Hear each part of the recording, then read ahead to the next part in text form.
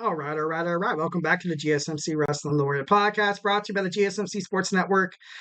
Just kind of reflect on what we talked about. We had our WWE NXT review, our WWE SmackDown review, our WWE Monday Night Raw preview.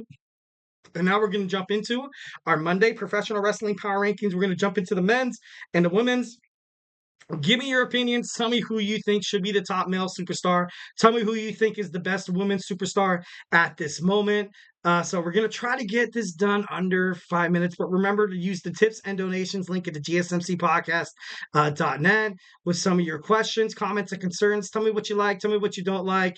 Absolutely love criticism. Would love to know how to make the show better to keep you guys, the audience, entertained 1,010%. Remember to Superman punch that like and subscribe button. And remember, the link is at the GSMCpodcast.net. So let's go and jump on into our Monday Night Professional Wrestling Power Rankings. And we're going to start with the men's. Starting with the men's, obviously at number 10, I have Obafemi. He did really, really well on WWE NXT. He defeated two other guys. Like I said before, it was kind of like a handicap match, but he was able to defy all odds and any means necessary. He was able to retain the WWE North American Championship. So, and he showed just so much power, so much strength, just so much. He was agile. He had arsenal attacks. He was tactical. He did some, this guy has it all. This guy's the Swiss Army knife of WWE NXT, and it's good that he has a strap on him. At number 9, I got AJ Styles. I respect AJ Styles. I love the way that his character looked really, really dead. Everybody accepted him as retirement. Then he came out, pulled a Mark Henry, and attacked Cody Rhodes, which took nuts, man. That took nuts. That's awesome. AJ Styles, he's a dog. He's a dog. He's done amazing things in TNA ever since he made it to WWE. I feel like he should have won a little more, accomplishments in terms of WWE. Would have loved him with an Intercontinental Championship reign, but obviously did not get that. But, AJ Styles is back into the title picture. He's going to fight Cody Rhodes in an I Quit match for the WWE Undisputed Championship at Clash at the Castle, happening in Glasgow, Scotland, Saturday. So make sure you check that out. All right, number 8, I got my man. One of my favorite wrestlers. I got Mark Briscoe, the Ring of Honor World Heavyweight Champion. This guy recently qualified for the ladder match to determine the next the AEW TNT champion. Is he gonna win? Not too sure. But the fact that he qualified and just the way he is, he's just so cool. You can't help but to not fall in love with this guy, not to like him. He's a people's people.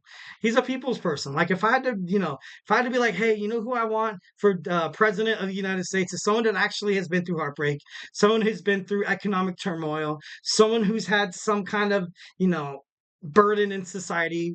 And that's Mark Briscoe. This guy he's the people's people. He's literally the people's champ of Ring of Honor, guys.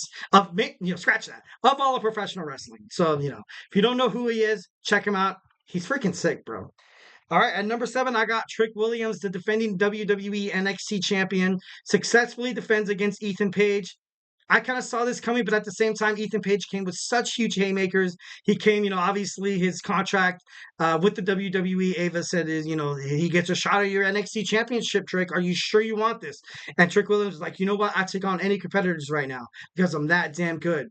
Nobody can touch Trick Williams right now. Who else is going to fight Trick? At this point, I am not too sure. Maybe Ethan Page gets a rematch, possibly. But it's going to be amazing to see who, comes after Trick Williams next. So make sure you tune into WWE NXT. It's going to be a good one because we're going to find out, what's what. At number 6, of course, I have my man Moose, the TNA Knockouts, World Heavy, not TNA Knockouts. Sorry about that. Hope you're not watching this, Moose. Please don't kick my ass. the TNA World Champion. This guy's held onto the belt longer than and honestly, I just can't think of any TNA stars to beat him. I honestly can't. That's why I thought, obviously Trick Williams had that open challenge. He didn't have to do that before Battleground, especially when he was already fighting Ethan Page. And now it's just big. It's all over the world of professional wrestling. Check Ringside News. Check all that. Inside the Ropes. It's there. Check PW Insider. It's there. Trick Williams challenges anybody. WWE, TNA, does not matter. I want to see Moose come out. You had the TNA Knockouts champion fight Roxanne Perez. I want to see Moose come out, and I want to see him fight. I want to see him, fight against, Trick Williams, because these two guys going at it. Oh my God, that would be amazing. I would love that. That would be super, super sick. But are we gonna get it? Who knows? Hopefully we do get it. Hopefully we do get it. At number 5, I got the IWGP champion John Moxley. Like I said, tomorrow I am going to review New Japan Professional Wrestling Dominion, so we'll get into that. But John Moxley's he's just John Moxley. You can't defeat this wild thing. You can't intimidate this wild thing. You can't get in his head. You can't cut better promos. You can't be a better tactical wrestler than John Moxley. You can't. Simply can't. He's number 5 on this list for a reason. If I had a choice, he'd be number 1 all the time. But I gotta be fair, gotta be just, gotta be just. So the IWGP champion finds himself at number 5. At number 4, I got Will Ospreay, the AEW International Champion. This guy has a championship match against Swerve Strickland at AEW's Forbidden Door. It's gonna be great. It's gonna be great. Something that when I saw Will Ospreay and the whole scrutiny and the whole negative publicity around him talking about Triple H and stuff like that, obviously as a WWE fan, I was like, whoa, bro, cool your jets. I know you think that you're all this and a bag of chips and stuff like that. Don't talk about Triple H. Don't talk about WWE. Essentially, maybe you don't have the grind. Maybe you don't. But then after watching this superstar, after watching him day and night, Dynamite, Rampage, Collision, pay-per-views, especially in Double or Nothing, was absolutely impressive. This guy has the stuff. He can talk and back it up. So that's why I feel like he's kind of so high on the list here, professional, in my PW power rankings and stuff like that. He's good. He's good. WWE, if they had a chance to sign this guy, which I kind of get the reason why they wouldn't, is because you're trying to put over superstars, trying to put over, stuff that you've been breeding for the longest time. That's kind of what propelled the Attitude Era. And that's what kind of diminished WCW, because WCW was focused on superstars. In the now, I want to sign this guy. This guy's great. This guy's good. But it wasn't young talent and stuff like that. So right now, WWE, they stuck with young talent when they passed up on Will Ospreay. But this guy would have been magic. This guy would have been amazing. This is why he's number 4 on my professional wrestling power rankings. At number 3, I got my man Damian Priest, the WWE World Heavyweight Champion, kicking ass, taking names still. But I just can't get too deep in him, because I don't know who WWE would rather, because let's just face it. When there's a rising superstar within WWE, they have to win they have to win a World Heavyweight Championship within probably 3 months. I don't see Cody losing his championship before SummerSlam. I don't see Cody Rhodes losing his championship probably before Survivor Series. I think if Cody Rhodes is going to lose his championship, it's going to be at It's going to be at WrestleMania. So then, there always has to be that one champion that's great. And I'm not saying Damian Priest isn't great. There has to be that one champion that's having a good long reign, and there has to be that one that goes back and forth, kind of like WWE needs the title to put over young talent. And then you have a whole bunch of young talent on Monday Night Raw right now, especially with the WWE draft. You draft people like Ilya Dragunov, Braun Breaker, Dijak. You're going to bring them over there just promising them daisies, walks in the park, maybe, some flowers, maybe a box of chocolate. No, that's not good enough. Damian Priest, I feel like he's done a great job as the World Heavyweight Champion. That's why he's number 3 in my power rankings. All right, number 2. Number 2 in the power rankings, I got AEW World Heavyweight Champion Swerve Strickland. Swerve Strickland has recently, he's been defending his championship a lot lately, on a day-to-day basis. That's something that I kind of like about AEW, is they do it from show to show and stuff like that. So, gotta respect Swerve there. Whose house is it? Whose house? I just love that. I just feel like he gets such a reaction from the fans, even when he was a heel, even when he turned his back on Keith Lee. He was he was good. He was someone that the fans could connect to.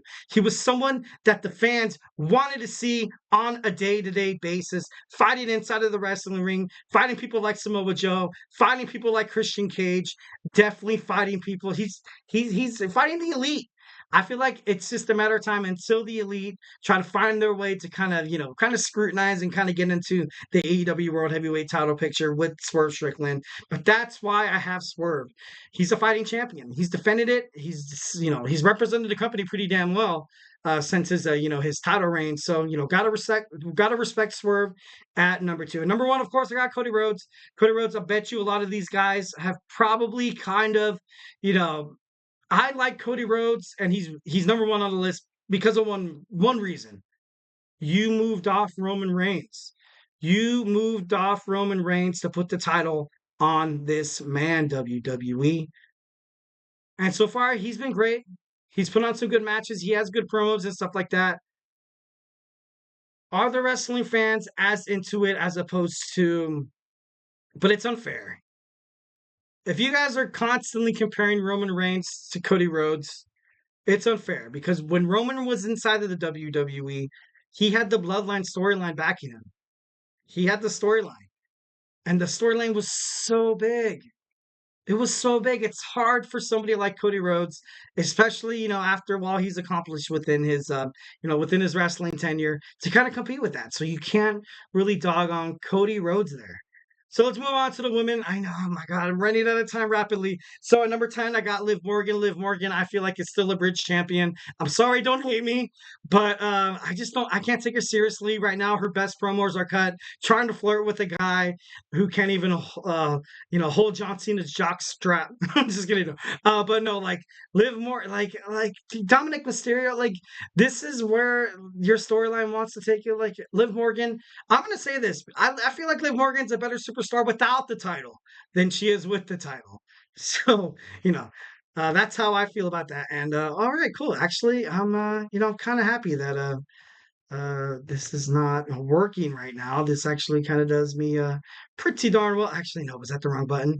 Oh, is it gonna work? Oh, is it gonna work? Okay, damn it. Number nine, I got Bayley. Number nine, I got Bayley, the WWE Women's Champion. I feel like she's gonna do great. She's really, really awesome, and I'm sorry that the women of wrestling have to suffer because I'm running out of time. So at number nine, I got Bayley. At number eight, I have the Ring of Honor of Women's Television Champion Billy Starks.